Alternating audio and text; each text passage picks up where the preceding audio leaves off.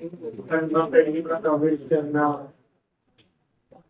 خیرات صدقہ کرنا، کسی کا روزہ افطار کرانا، کسی کی مدد کرنا، بہت ساری صورتیں ہیں خیر کی۔ اللہ تعالیٰ سے مانگتے رہنا چاہیے کہ اللہ تعالیٰ ہمیں زیادہ سے زیادہ اچھے اعمال اور نیک اعمال کرنے کی دعا مانگتے رہنا چاہیے کہ اللہ تعالیٰ ایک سوال ہے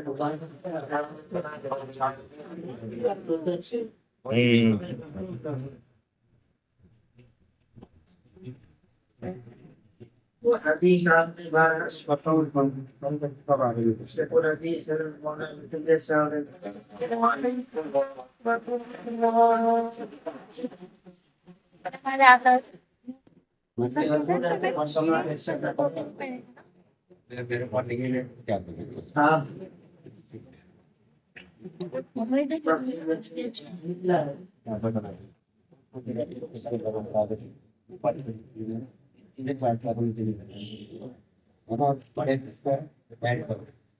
اب آگے چلے تو گرمی لگ رہی ہے۔ نہیں صحیح ہے۔ آپ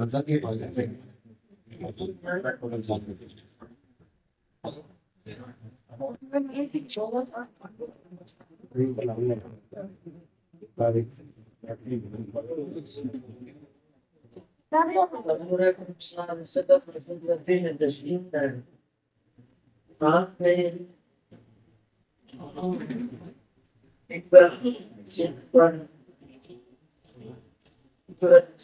کا معمول عبارت یہ تھا کہ جب آپ کوئی فرماتے، کوئی بات نصیحت فرماتے، کی 3 سیڑھیاں تھیں، تیسری سیڑھی پر کھڑے ہو کر آپ خطبہ فرماتے تھے۔ پہلی سیڑھی پر آپ نے قدم رکھا، فرمایا آمین۔ دوسری سیڑھی پر قدم رکھا، فرمایا آمین۔ تیسری سیڑھی پر قدم رکھا، فرمایا آمین۔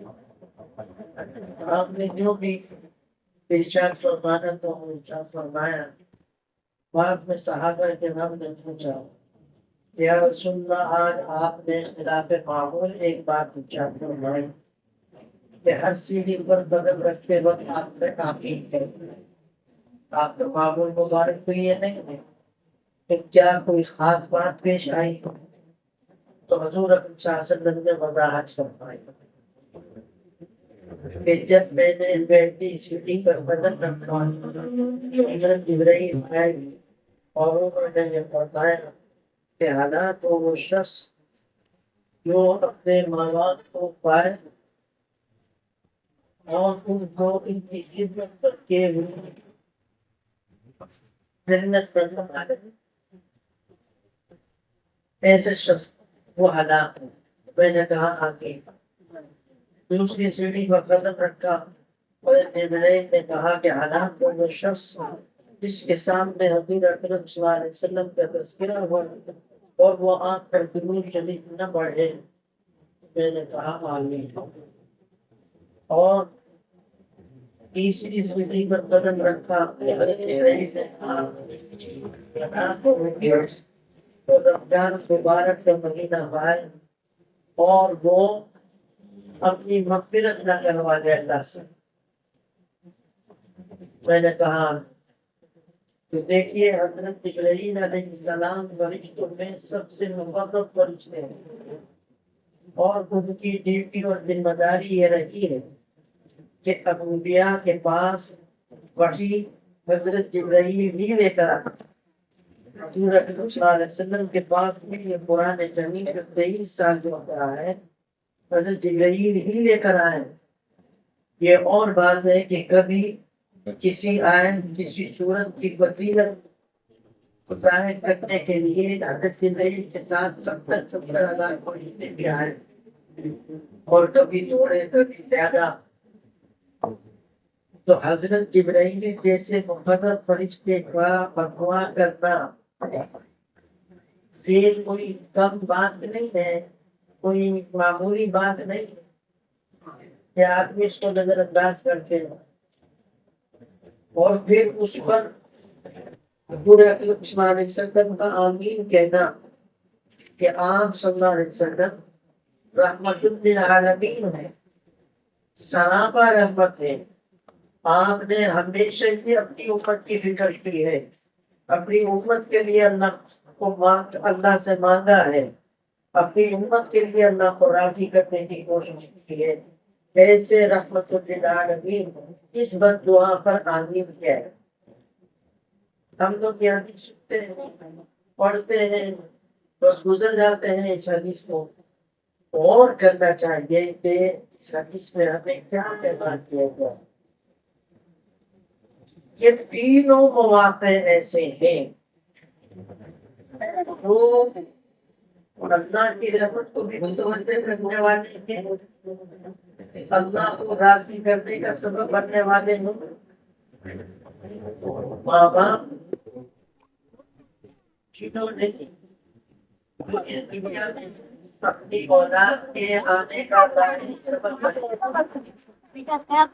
اس اولاد کی تربیت اور اس کی پرورش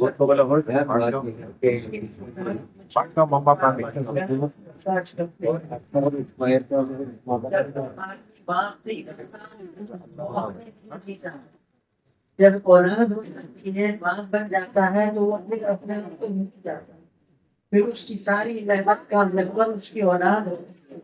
اسی اولاد کے لیے کماتا ہے، اسی اولاد کے لیے پریشان ہوتا ہے، اسی کے لیے سب کچھ کرتا ہے.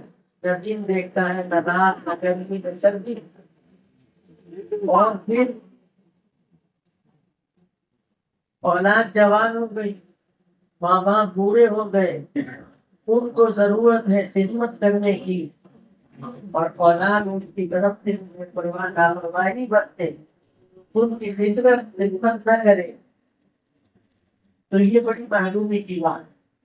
حضور اکرم صلی اللہ علیہ وسلم نے فرمایا کہ ماں باپ یا تمہاری جنت ہے یا تمہاری جہنم.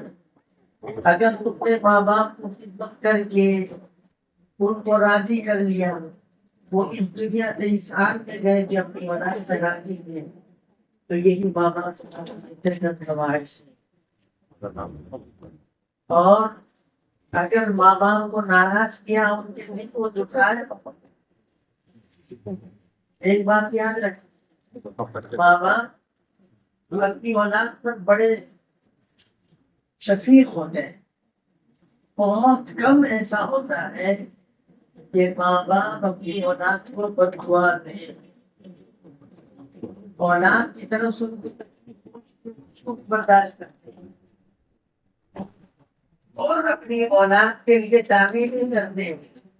کوئی اگر ان سے کہے کہ تمہاری اولاد تو بڑی نافرمان ہے، وہ تمہاری بات مانتی، تو اس کے لیے وہ جواز ڈھونڈنے کی کوشش کرتے ہیں. نہیں، وہ مصروف ہے، اس کی مصروفیات ہیں، اس کے اپنے تو بچے تصویروں ہی لیتا ہے، جواز ڈھونڈتے. عموماً والدین بد دعا نہیں کرتے، لیکن اگر کسی ماں باپ کے دل سے دعا نکلے تو جو کہ اس کا دل کتنا دکھا ہوتا. اور ایک بات ہو جاتا ہوں، ماں باپ زبان سے دعا کے الفاظ کہیں یا نہ کہیں، ان کا دل دکھانا بس کسی دیر پر دعا ہے. اگر ان کا دل اپنی اولاد کی طرف سے دکھا ہے، صبر کیا انہوں نے، بلکہ یہ زیادہ خطرناک بات ہے. ایک آدمی کو تکلیف پہنچے، وہ بدلہ لے لے تو اس دنیا میں ہی کچھ نہ کچھ اس کی تلافی ہو جاتی. لیکن اگر وہ بدلہ نہ لے، صبر کرے، اللہ پر چھوڑ دے، پھر اللہ جو بدلہ لیتا ہے وہ بہت سخت ہوتا ہے. تو میرے بھائیوں، جن کے والدین حیات ہے، قدر کرو اپنے بھائی، ان کی خدمت کرو.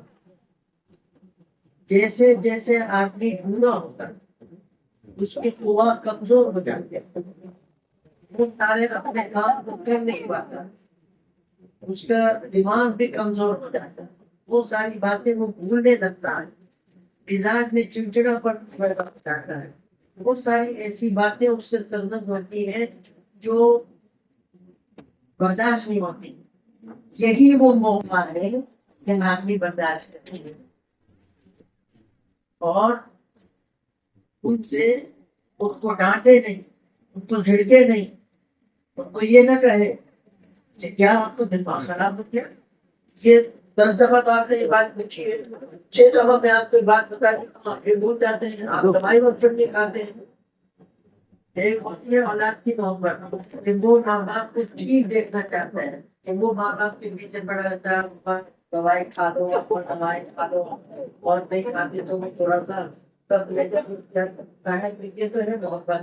لیکن ان سے انداز اس طرح سے اختیار کرنا کہ ڈاکٹر پر رکھنا ہو اور ناراضگی کے اظہار کرنا ہو، بہت بری بات ہے۔ اور جن کے والدین اس دنیا سے رخصت ہو گئے وہ اپنے والدین کے ساتھ حسن سلوک اس طرح سے کر سکتے ہیں کہ ان کو ہمیشہ اپنی دعاؤں میں یاد رکھیں، ان کے لیے دعائیں مغفرت کریں، ان کے لیے اظہار ثواب کریں، اس کتاب کا خیرات کریں۔ یہ علماء نے لکھا ہے کہ اگر کوئی کسی شخص کو محسوس ہوتا ہو کہ اس کے والدین اس طرح سے دنیا سے چلے گئے کہ میں ان کو راضی نہیں کر سکا، میں نے اپنے والدین کے ساتھ بڑی زیادتی کی، اب میں کیا کروں؟ علماء نے لکھا ہے کہ کتنی ان کے لیے دعائیں کرے گی، ایک آدمی کا اس کا اپنا دل یہ گواہی دیتے کہ میرے والد راضی ہوتے والدین کی طرح۔ دوسری بات، ہمیں دین ملا ہے حضور صلی اللہ علیہ وسلم کے صدقے میں کہ رمضان المبارک کا مہینہ بھی حضور صلی اللہ علیہ وسلم کے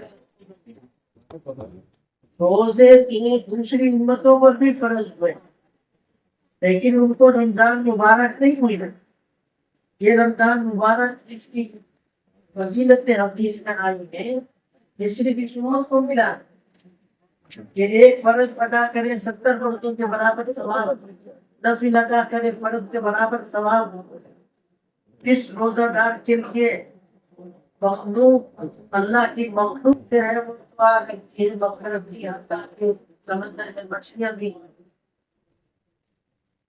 اللہ تعالیٰ اس ماہ مبارک میں ہر روز افطار کے وقت لاکھوں کی تعداد میں گناہ گاروں کو جہنم سے آزاد کرتے ہیں۔ یہ ساری چیزیں دوسری امت میں نہیں ملی ہیں، یہ اس امت کو ملی ہے۔ پھر اس رمضان مبارک میں ہی یہ قرآن کریم ملا جس کو آپ کو سنا اور سنایا، یہ رمضان مبارک میں ہی یہاں اور نماز حضرت صلی اللہ علیہ وسلم کے صدقے میں ملی، دوسری تمام چیزیں حضرت صلی اللہ علیہ وسلم کے صدقے میں ملی، بلکہ ہمارا وجود، ہم جو آج یہاں پر موجود ہیں اور بڑے اچھے انداز سے ہم وقت گزار رہے ہیں، یہ بھی تو حضور صلی اللہ علیہ وسلم کو ہی سمجھا ہے۔ حضور اکرم صلی اللہ علیہ وسلم ایک مرتبہ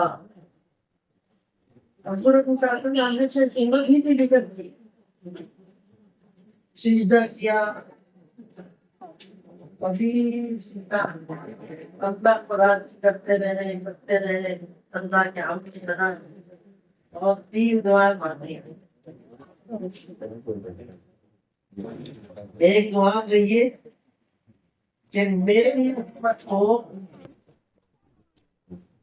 اس کے گناہوں کی وجہ سے ایک دم ہلاک نہ ہو پائے، ایسا عذاب ان کے اوپر مسلط نہ کیجیے کہ جس سے یہ پوری امت ایک دم ہلاک ہو جائے، جیسے پہلی امتوں پر انہوں نے اللہ کی نافرمانی کی، اپنے رسول کی نافرمانی کی، ان پر عذاب آیا، پوری قوم کا وجود مٹ گیا۔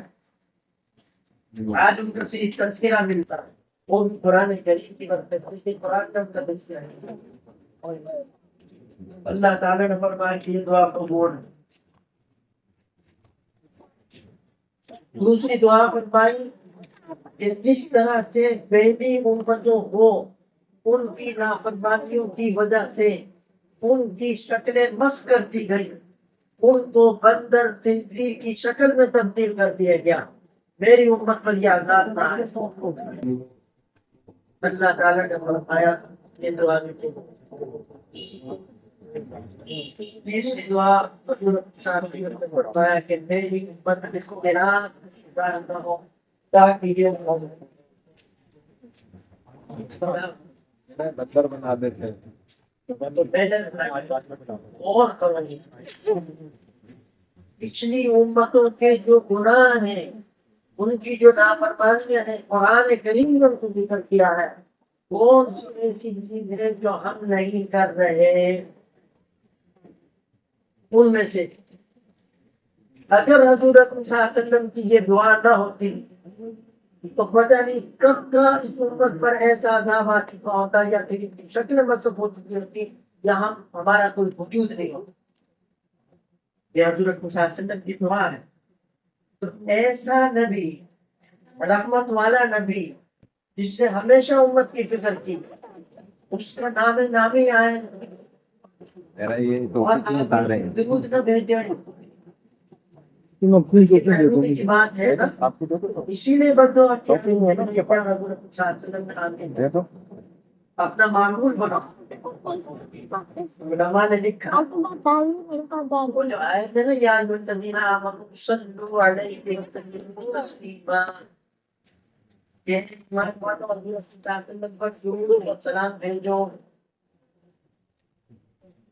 اس میں امر کا صیغہ ہے جو علماء کہتے ہیں حضور کی بات ہے کہ اللہ تعالیٰ نے حکم دیا ہے تو زندگی میں ایک مرتبہ حضور صلی اللہ علیہ وسلم پر درود پڑھنا فرض ہے، کم از کم ایک مرتبہ پڑھے اور مجلس میں حضور اکرم صلی اللہ علیہ وسلم کا نام آئے اپنی عادت بنانا، آپ نام لیں آپ صلی اللہ علیہ وسلم کا یا سنے تو فوراً درود پڑھے۔ یہ جو صلی اللہ علیہ وسلم یہ ہے تو بہت مختصر سا ہے، ایک مکمل درود ہے، یہ مکمل درود ہے صلی اللہ علیہ وسلم اور جس میں دونوں چیزیں ہیں صلاۃ بھی اور سلام صلی اللہ علیہ وسلم، اے اللہ حضور صلی اللہ علیہ وسلم پر درود بھی بھیجو اور سلام۔ یہ تو حضور صلی اللہ علیہ وسلم کا حق ہے امت پر۔ اگر ہم صبح سے لے کر شام تک حضور صلی اللہ علیہ وسلم پر درود پڑھیں تو آپ کا حق نہیں پڑھیں، لیکن قربان جائے اللہ تعالیٰ کی رحمت پر اور حضور اکرم صلی اللہ علیہ وسلم کی سنت پر رحمت پر کہ اگر درود شریف پڑھیں گے تو فائدہ درود پڑھنے والا کا ہی ہے۔ کہ حدیث میں آتا ہے کہ جس شخص نے ایک مرتبہ حضور صلی اللہ علیہ وسلم پر درود بھیجا 10 رحمتیں ان پر نازل ہوتی ہیں، ایک مرتبہ درود شریف پڑھنے پر 10 درجہ اس کے بلند ہوتے ہیں، 10 گناہ معاف ہوتے ہیں۔ فائدہ کس کا ہوا درود پڑھنے کا؟ خود پڑھنے والے کا۔ اور اس سے بھی بڑی بات کہ حضور صلی اللہ علیہ وسلم نے فرمایا کہ جو شخص میرے پاس آ کر سلام پڑھتا ہے جیسے لوگ عمرے پر جاتے ہیں مدینہ منورہ جاتے ہیں تو جو انسان کو چننا جو خود اس کو سنتا ہوں اور جو دور سے مجھ پر درود و سلام بھیجے اللہ تعالیٰ کے فرشتے مقرر رکھے کہ وہ اس شخص کا درود و سلام نام لے کر کہ آپ ایک بنا امتی نے آپ پر یہ درود بھیجا ہے، آپ کو جو درود پہنچایا جاتا ہے۔ اب ہم درود حضور صلی اللہ علیہ وسلم پر پڑھے اور آپ کی خدمت میں ہمارا نام لے کر اس کو پیش کیا جائے تو کیا خیال ہے کہ قیامت کے دن جب حضور صلی اللہ علیہ وسلم کی شفاعت کا ہر آدمی طلبگار ہوگا اور اس کی ضرورت ہوگی، آپ کی شفاعت کا نہیں چلے گا، اس دن اگر اس کو وسلم فرمائے ارے یہ تو میرا وہ مکی ہے کہ اس پر درود بھیجا اس کا کیا گزارا آپ حضور صلی اللہ علیہ وسلم میں پیش کریں گے اس سے بڑی طاقت کی بات کیا ہوگی؟ تو میرے بھائی پڑھنے کے بعد کم از کم دن میں 24 گھنٹے میں ایک تصویر تو پڑھ لیا کرو. درود شریف کے بہت سارے الفاظ ہیں. ایک درود تو ہے جو ہم نماز میں پڑھتے ہیں. یہ ذرا تھوڑا سا طویل مختصر درود بھی ہے. اللہم صلی علی محمد النبی الامی. یہ درود مختصر. اس میں نے بتایا سنت اللہ ایک تصویر پڑھ لو کتنا وقت لگتا ہے پوری توجہ کے ساتھ. اور ہمارے اکابر وہ فرماتے ہیں کہ اگر یہ درود اس توجہ سے پڑھ لے تصور کر کے کہ میں حضور صلی اللہ علیہ وسلم کے سامنے تصور تو کیا جا سکتا ہے. تصور دنیا میں تو آدمی پوری دنیا گھوم سکتا ہے یہاں پر بیٹھے بیٹھے. اس میں تو کوئی بات نہیں. تو تصور کر سکتا ہے کہ میں حضرت صلی اللہ علیہ وسلم کی خدمت میں موجود ہوں, درود شریف پڑھ رہا ہوں اور حضرت صلی اللہ علیہ وسلم میرا درود شریف سن رہا ہے. اس تصور کے ساتھ درود پڑھو گے تو اس کی تو کی بات ہی کیا ہے. تھوڑا سا وقت نکال کر ایک تصویر پڑھ لیا. اور تیسری بات رمضان مبارک کا مہینہ جس میں قدم قدم پر اللہ کی طرف سے نصرت ہے, جہنم کی آزادی کے پروانے آکاش کی طرف سے گئے. آدمی کو یہ مہینہ ملے وہ اللہ کو راضی کر سکے اپنے مغفرت کے بعد, تو یہ بھی بڑی محرومی کی بات ہے. لیکن تینوں مواقع ایسے ہیں کہ اس میں آدمی اللہ کی رحمت حضرت صلی اللہ علیہ وسلم کا قرب زیادہ سے زیادہ حاصل کر سکتا ہے. پھر بھی آدمی یہ ساری چیزیں حاصل نہ کرے, یہ محرومی کی بات ہے, یہ بدبختی کی بات ہے, یہ بدقسمتی کی بات ہے. میں نے آیت پڑھی بات ختم کرتا ہوں. اور بات کبھی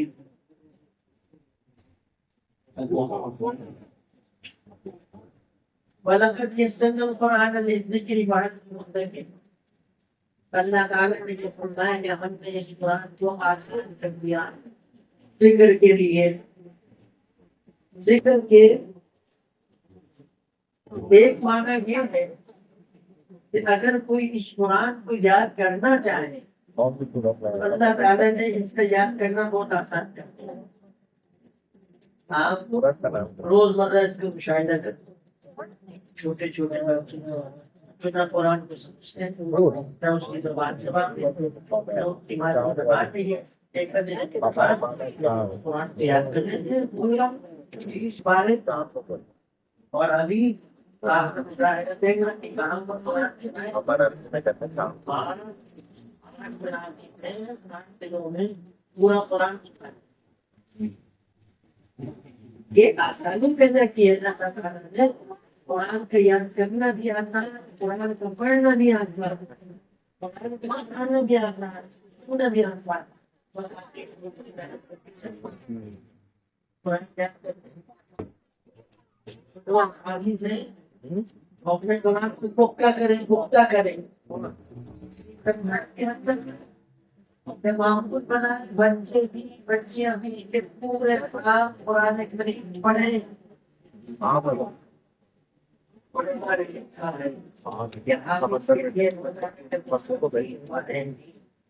دس دن میں قرآن ختم کریں. میں ان کو رعایت دے رہا ہوں ایک پارہ تو ضرور پڑھو, لیکن پورے سال پڑھو, ناغہ مت پڑھو. جو بچے حافظ ہیں وہ بھی روزانہ ایک پارہ پڑھیں, قرآن یاد رہے گا. اور جو حافظ نہیں ہے وہ اپنا معمول بنایا کہ ہم نے روزانہ قرآن پڑھنا ہے, طے کر لے. ویسے تو علماء نے لکھا ہے کہ 40 دن میں ایک قرآن ختم کرنا چاہیے. بہت پارا بنتا ہے ایک دن کا. چلو آپ کے پاس اتنا وقت نہیں, لیکن تھوڑا بہت تو کر لو, اور کچھ نہیں. اتنی آسانی کو کوئی بہت اتنا نہیں کیا میں دے رہا. آپ دیکھ ایک سفر روزانہ چلا اتنا وقت لگے گا. کوئی وقت طے کر لو کہ میں اس وقت یہ قرآن پڑھوں، ایک صفحہ ہی صحیح لیکن روزانہ پڑھو، اور اگر کسی دن رہ جائے تو اگلے دن پھر 2 صفحے پڑھو، تو یہ قرآن پڑھنے کا آپ کو معمول بن جائے گا۔ قرآن اللہ تعالیٰ نے یاد کرنے کے لیے آسان، جو لوگ پورا قرآن حفظ نہیں کر سکتے تو وہ چھوٹی چھوٹی چھوٹے دوسروں کو یاد بھی ہوں گی۔ ابھی سیدھے تمام چھوٹی چھوٹی چھوٹے پڑھنے کی کتابت بھی جاتی ہے، ان کے قرآن پڑھے سمجھ کی نماز نہیں ہوتی، تو کم از کم ایک اپنا پارا ہی یاد کر لیں، اگر وہ نہیں تو کم از کم وہاں سے لے کر بنداز تک کی صورتیں یاد کر لیں۔ پھر وہ کچھ صورتیں ہیں فضیلت والی، جیسے سورہ ملک، تو حضرت صلی اللہ علیہ وسلم نے فرمایا کہ رات کو سونے سے پہلے تم عذاب پڑے گا، عذاب قبر سے بچ جائے گا، ایک ایک آیت کر کے 2 آیت کر کے روزانہ یاد کرتے رہو، مہینے میں یاد ہو جائے۔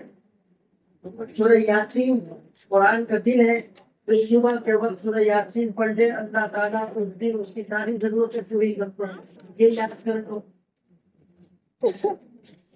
سورہ واقعہ مغرب کے بعد حضرت صلی اللہ علیہ وسلم نے فرمایا کہ جو سورہ واقعہ پڑھے کبھی بھوکا نہیں مرے، کبھی بھوکا نہیں مرے، رہتے ہیں، یہی یاد کر لو۔ آپ کوشش کرو، ابھی ارادہ کرو، کل سے کوشش شروع کرو، آپ کو خود اندازہ ہوتا ہے کہ یاد کرنا کتنا آسان ہے۔ دیکھیے پوری صورت ایک ایک آیت کر کے روزانہ یاد،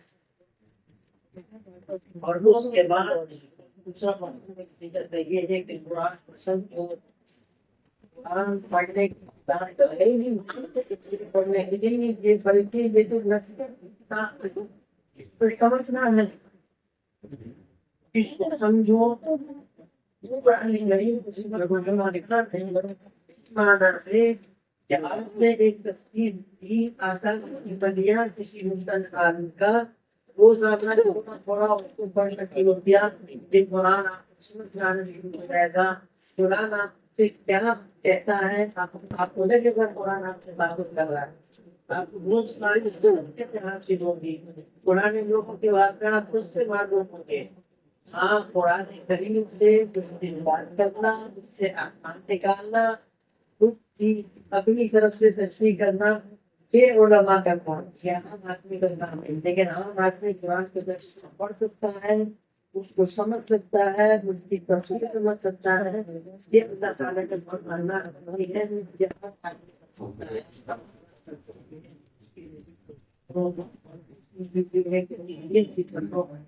جو قرآن ہمیں کہے گا بتائے گا ہم سمجھیں گے، کچھ اللہ تعالیٰ کو بھی دعا کی اور عمل کرنے کی تو پتا فرمائے۔ ہمارے محترم حضرت مولانا محمد اظہر مصطفیٰ صاحب ہمیشہ ہی کرم فرماتے ہیں، آپ وہاں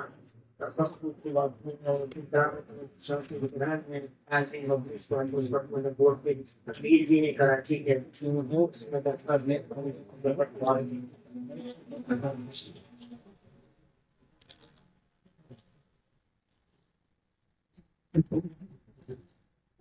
تھوڑا آگے آگے آگے تو آگے آگے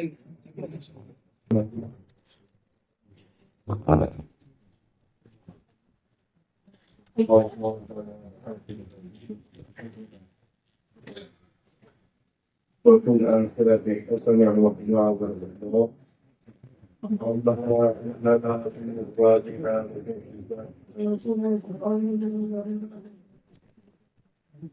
يا الله قرآن کریم کی تصدیق کر دعائیں قبول ہوتی ہیں، یا اللہ ہمارے بھائیوں کے دلوں میں اور بہنوں کے دلوں میں جو بھی جائز حاجات ہیں، جو جائز تمنائیں ہیں، جو بھی مسائل ہیں، یا اللہ اس قرآن کریم پڑھنے کی برکت سے، اس عمل کی برکت سے، یا اللہ سب کی دعاؤں کو بار بار قبول فرما۔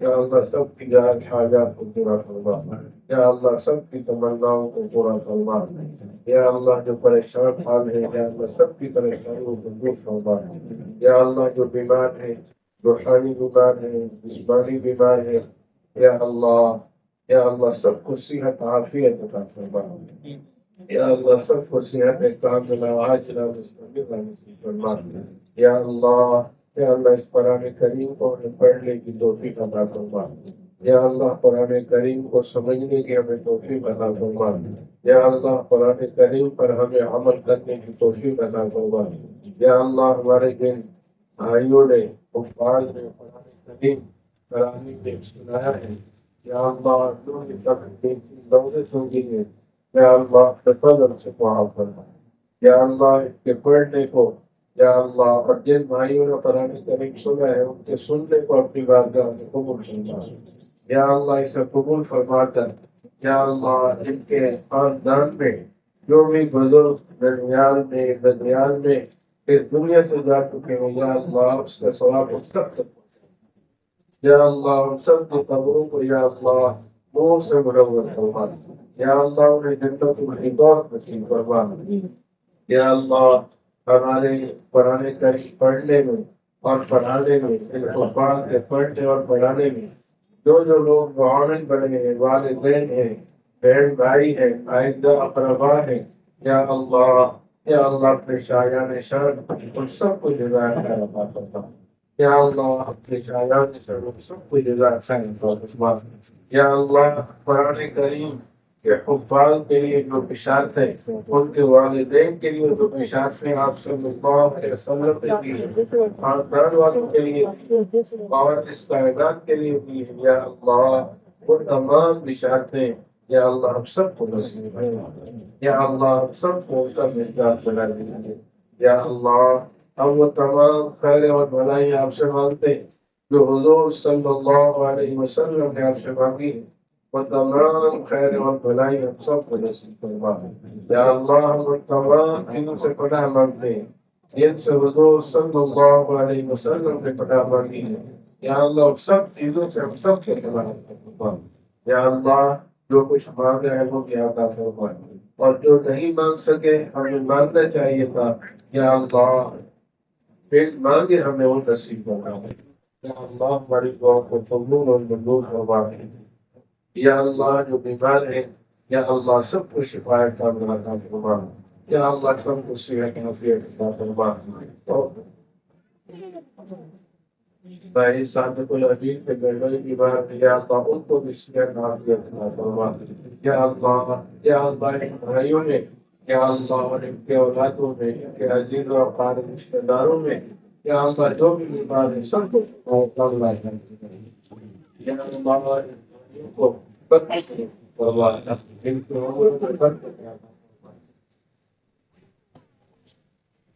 بعض بچے معذور ہیں، یا اللہ اور بچوں کی معذوری کو دور کر، یا اللہ صحت بھی آپ کے ہاتھ میں ہے، یا اللہ قوت گویائی بھی آپ کے اختیار میں ہے، یا اللہ ان سب کو ہر اعتبار سے یا اللہ صحت اور عافیت عطا فرما، یا اللہ قوت گویائی عطا فرما، لطف عطا فرما، یا اللہ ہماری دعاؤں کو قبول اور منظور فرما، اور بنا تقبل منا انك انت السميع العليم وتب علينا انك انت التواب الرحيم، صلى الله تعالى على خير خلقه سيدنا محمد وعلى آله وأصحابه أجمعين، آمين آمين برحمتك يا أرحم الراحمين.